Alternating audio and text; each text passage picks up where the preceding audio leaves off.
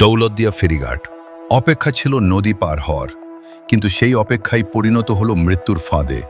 একটি যাত্রীবাহী বাস হঠাৎই নিয়ন্ত্রণ হারিয়ে সোজা নদীতে পড়ে যায়। মুহূর্তের মধ্যে চিৎকার, আতঙ্ক আর ডুবে যাওয়া অসহায় মানুষ। অনেকেই আর ফিরতে পারেননি। দীর্ঘ 7 ঘন্টা পর বাসটি উদ্ধার করা হলেও ততক্ষণে নিভে গেছে বহু প্রাণ। সবচেয়ে হৃদয় বিদারক বিষয়, যখন যাত্রীদের নিরাপত্তার দায়িত্বে থাকার কথা, তখনই চালক বাস ছেড়ে নিচে নেমে যান, হেলপারের হাতে তুলে দেন স্টিয়ারিং। একটি ছোট অবহেলা, আর তার মূল্য দিতে হলো জীবন দিয়ে। এটা কি শুধুই দুর্ঘটনা, নাকি আমাদের দীর্ঘদিনের অব্যবস্থাপনার নির্মম ফল?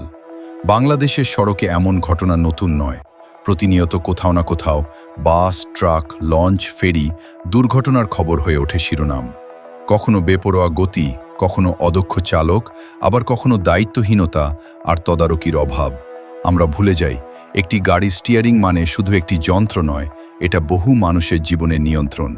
কিন্তু বাস্তবতা হলো, এখানে জীবন যেন খুবই সস্তা।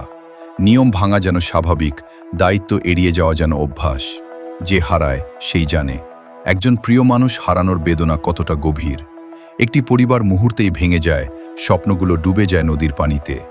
প্রশ্ন একটাই, এই অবহেলার শেষ কোথায়?